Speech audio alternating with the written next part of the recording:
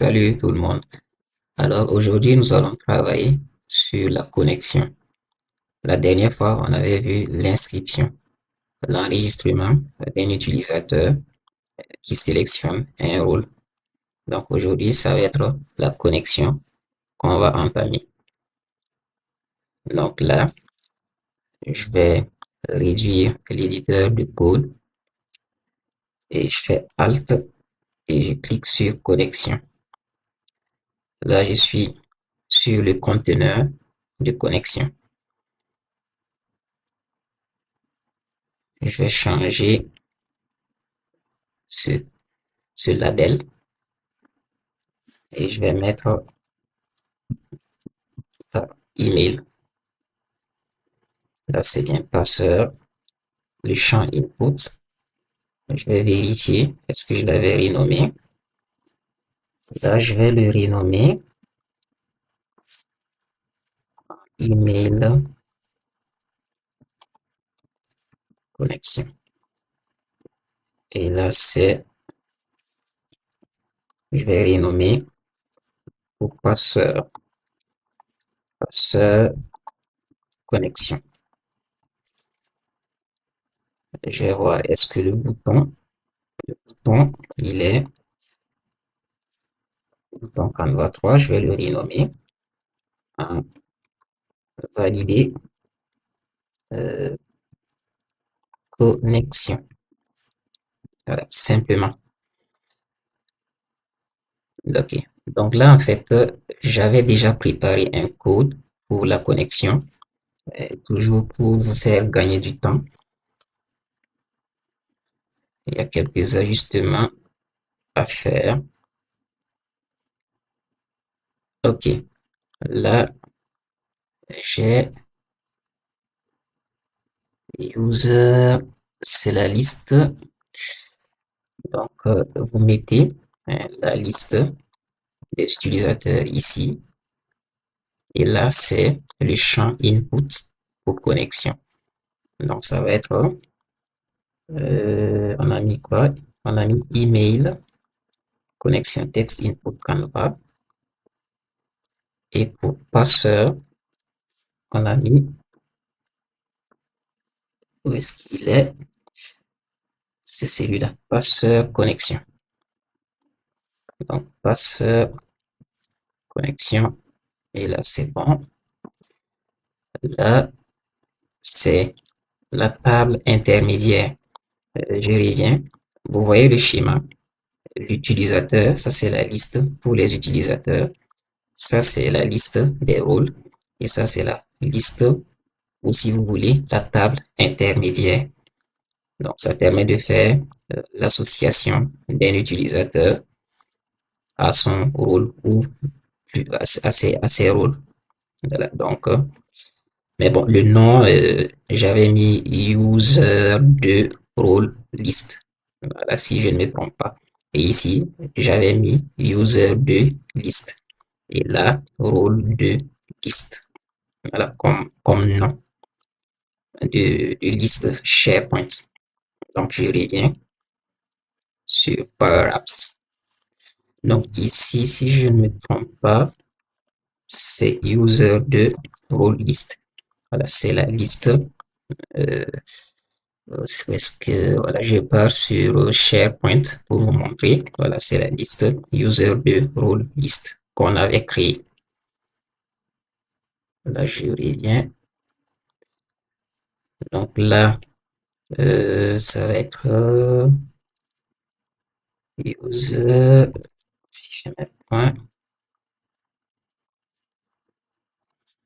user ID, simplement. En fait, user ID, je vais mettre le curseur ici et je clique. Mais bon, il y a une erreur, donc ça n'affiche pas. Je repars pour vous montrer. En fait, c'est ça, user ID. Donc, c'est cette colonne. Donc, ça, user ID, ça se trouve dans user de role list. Donc, je vais corriger, voilà, et je vais réexpliquer tous ces éléments. pour que ce soit plus clair. Là, c'est la liste rôle 2 et ici, mais je crois que je vais faire une autre présentation, voilà, sur une autre manière de faire euh, la relation many to many ou bien one to many plus tard.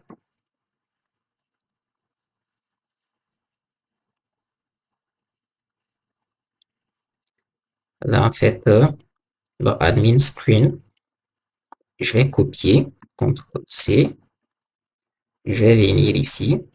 En fait, je vais créer un deuxième écran.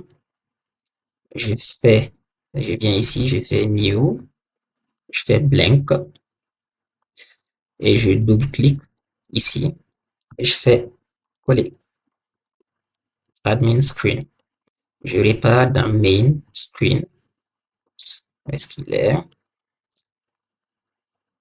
Voilà. Donc là, vous voyez, ici, ça a corrigé.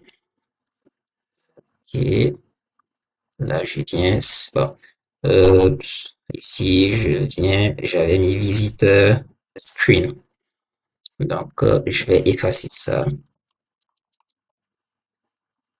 et je copie et je viens et je colle.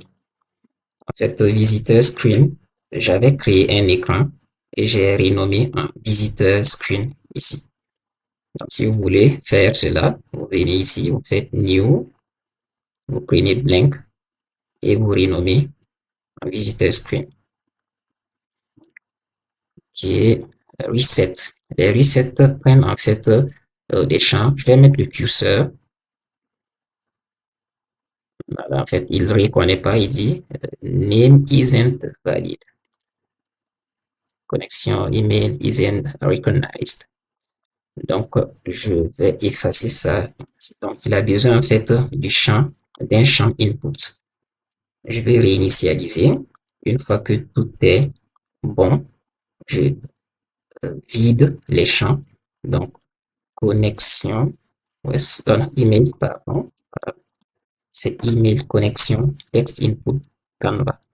Et là, c'est passeur. OK. Là, j'ai l'impression que ça va, ça va. Et en fait, je vais venir dans l'écran admin screen que j'avais créé. Je vais réduire ici l'éditeur de code. Et lui, je vais juste mettre en fait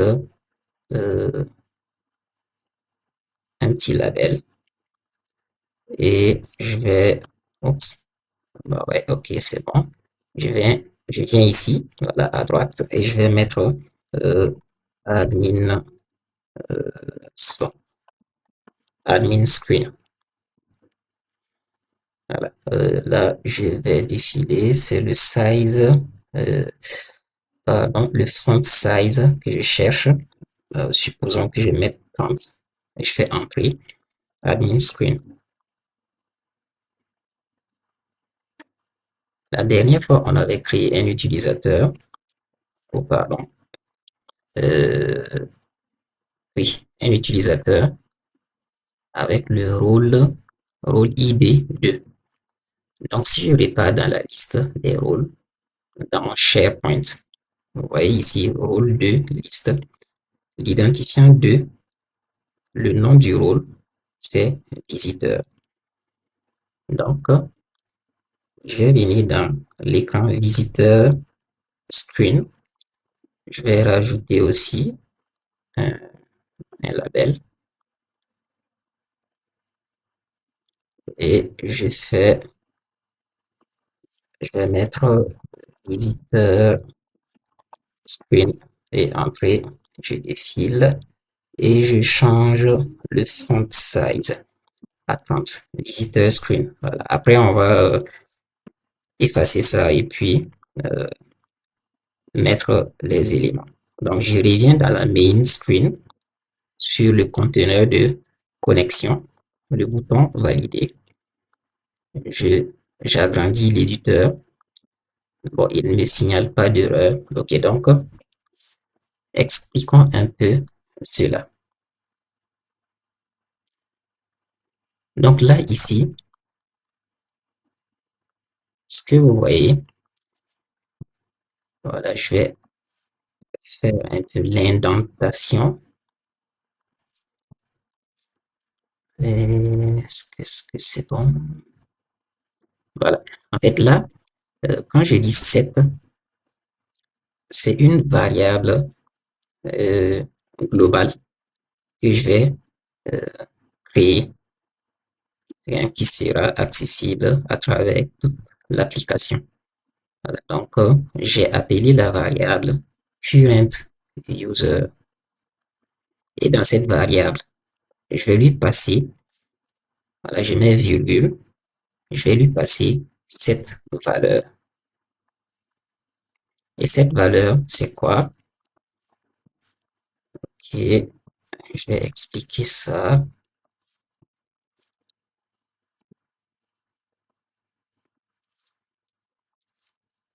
Voilà. Donc, prenons déjà cette partie. Donc, j'ai dit filtre, voilà, recherche dans la source, hein, la liste qui s'appelle user de liste, la ligne où on a l'email qui est égal à la valeur qui est ici. Ça, c'est en fait le champ input, la valeur que l'utilisateur va saisir. Donc, il va aller voir dans la liste la colonne email qui a la valeur égale à ce que l'utilisateur va saisir. Et la colonne passeur qui est égale à la valeur que l'utilisateur va saisir dans le champ input passeur. Donc, ça, c'est la colonne passeur. Ça, c'est la colonne email. Et ces deux colonnes sont voilà, dans user de liste. On va venir peut-être dans cette fameuse liste. Voilà, on a email et passeur. Donc, je vais rafraîchir euh, pour voir est-ce que voilà, l'utilisateur qu'on avait créé, vous voyez, John et 1, 2, 3, 4, 5, 6. Donc, on répare. Donc, cette ligne, c'est ce que ça veut dire. Donc, une fois que euh, ce résultat est récupéré, j'ai appliqué first. Ça veut dire que ça va prendre la première occurrence. Bon, logiquement, on ne doit pas avoir deux emails qui ont la même valeur dans la liste. Voilà. Bon, mais j'ai mis first. Donc, first va récupérer la première occurrence de cette requête. Et c'est tout ça qui va être stocké ici.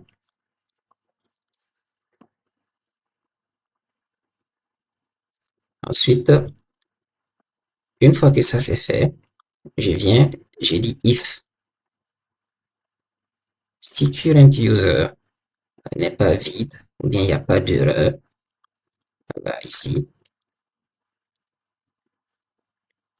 update context, là je vais créer une variable qui est accessible dans l'écran main screen. Et j'ai appelé ça user role list. Donc si on vient plus en détail ici, qu'est-ce que je dis? Je dis recherche-moi dans la liste la source de données qui s'appelle user de role list. Tu vas me rechercher toutes les lignes où user ID, qui est la colonne, égale à current user ID. Alors, en fait, user ID est une colonne qui se trouve dans user de role list. Donc, cherche-moi toutes les lignes où cette colonne a la valeur égale à current user ID. Current user, c'est ça, ça veut dire c'est l'utilisateur qu'on a récupéré son identifiant. Si on vient dans user2, son identifiant c'est 1. Si on part dans user2 rôle liste, donc ici on a id 1, user id 1 et rôle id 2. Donc normalement ici on a la valeur euh, 1. Bon, la valeur 1 si vous voulez. Voilà, donc ça va aller chercher dans la liste user rôle 2. Je l'ai pas dans SharePoint. Donc ici. Et le rôle id sera égal à 2. Maintenant, j'ai dit de me rechercher toutes les lignes pour avoir ou la colonne user ID égale à donc 1. Current user ID qui est égal à 1. Pourquoi? Parce que c'est l'utilisateur qu'on va récupérer. Voilà, mais ça peut être n'importe quel autre utilisateur si toutefois on a d'autres utilisateurs. Et je l'ai dit, dans ce résultat, show colonne, affiche-moi role ID. Cette requête, dans cette requête, ce qu'on va obtenir, je vais pas, on va obtenir ID, user ID, role ID. On va obtenir ces trois. Mais moi, je lui dis de me montrer seulement role ID.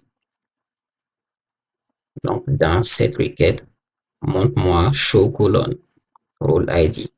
Retourne-moi role ID. Et ensuite, je dis rename colonne, role ID en role ID. Puisque show colonne va me récupérer uniquement role ID, ça veut dire que ce que vous voyez là, c'est uniquement role ID j'aurai. Quand je dis rename colonne, il attend là où les colonnes qui viennent de là. Donc, c'est role ID seulement. Et moi, j'ai dit, donc, tu me renommes role ID en role ID. Voilà. Bon, j'ai pas trop changé. OK. Et maintenant, c'est ce que on aura en sortie ici, role ID. Donc, role ID, on va passer ça à user role list. Donc, cette variable va contenir un role ID. Ensuite, je dis, crée-moi une collection à la volée. Ici, j'ai nommé la collection user role collection. Donc, ça, c'est une collection que je crée. C'est son nom. Voilà, ça n'existait pas. Et sa valeur, ça va être ça. Et ça, qu'est-ce que ça veut dire? Je dis, recherche-moi, recherche-moi dans la source de données, rôle de liste où non is blank. On a un lookup. Ça aussi, c'est une recherche en fait. Ça va rechercher dans user role list. Mais user role list vient de ça. Voilà. Et souvenez-vous, cette variable contient l'identifiant du rôle qu'on avait récupéré ici. Donc, pour notre exemple, ça contient la valeur 2.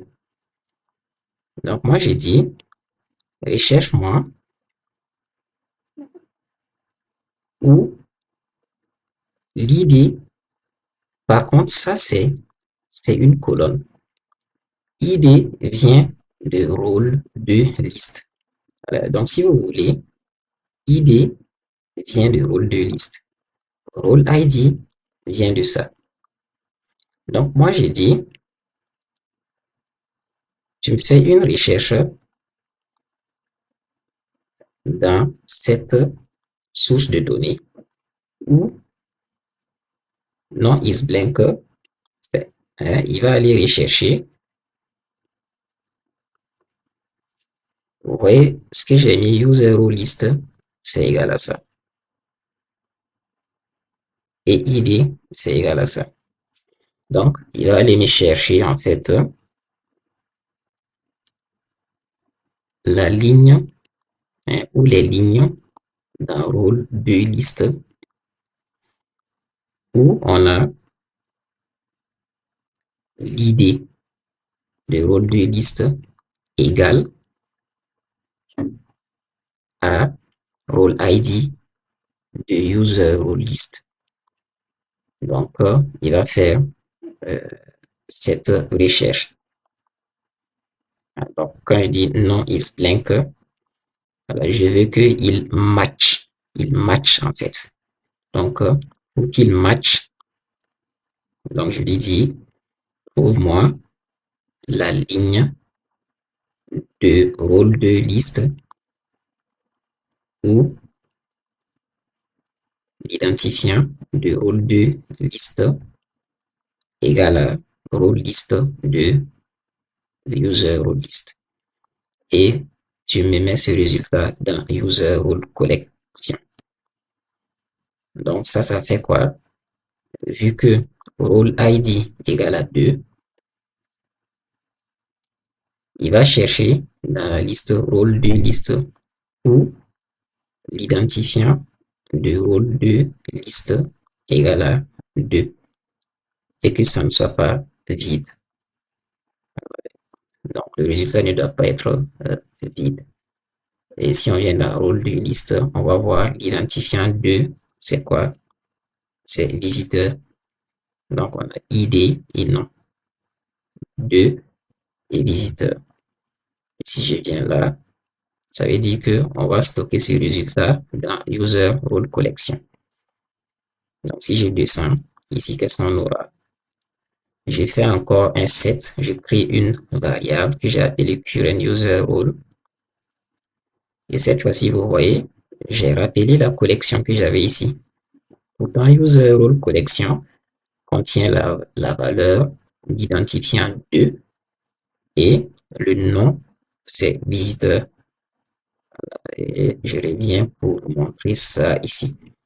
Visiteur et 2. Cette ligne, c'est ce que contient user role collection. Et moi, j'ai dit, dans cette collection, je lui applique first. Donc, récupère-moi la première ligne et je dis point non. Donc, ici, il va me récupérer visiteur et il va stocker ça ici. Donc, current user role égale à visiteur. Et j'ai dit, si current user role n'est pas vide, j'applique un switch en fonction de la valeur du rôle, donc du current user role. Voilà, si c'est admin, exécute-moi ici. Si c'est secrétaire, exécute-moi ici. Si c'est visiteur, tu m'exécutes ça. Et vide les champs input. Reset et reset. Et tu me fais une notification, un message pour dire bienvenue, current user nom et le type de la notification, c'est success. 5 secondes. Donc, je vais revenir. Voilà, OK. Et j'ai oublié. Voilà. Sinon, tu me dis email ou mot de passe incorrect. Et le type de notification, c'est erreur. Voilà. Donc, c'est un peu ça l'explication. Pour résumer, ici, je vais chercher l'utilisateur.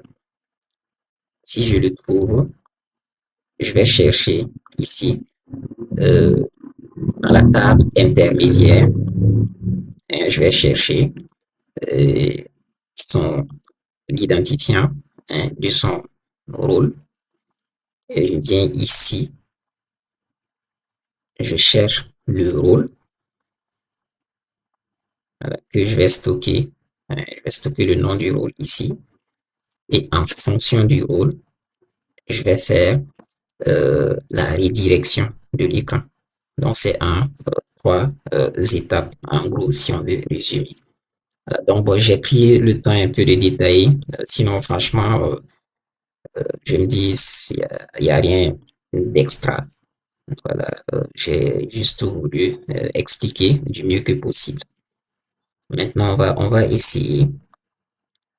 Donc, logiquement, si je repars dans SharePoint, l'utilisateur qui s'appelle Est-ce qu'il est? John arobase John, il a le rôle visiteur. Donc, logiquement, si je vais lancer, je vais changer la taille. Logiquement, si on met que c'est bon, on doit être redirigé dans l'écran qui s'appelle visiteur 1, 2, 3, 4, 5, 6. Je fais valider. Voilà, vous voyez, bienvenue John, visiteur screen. Voilà, donc, c'est tout. Alors, merci à vous et n'hésitez pas à laisser des commentaires. Et prochainement, on va afficher d'autres éléments sur l'écran et aussi on va voir l'écran quand c'est un rôle de user admin. Voilà, n'hésitez pas à laisser des commentaires. Franchement, ça serait bienvenu. Voilà, ça me permettra de faire des réajustements si nécessaire.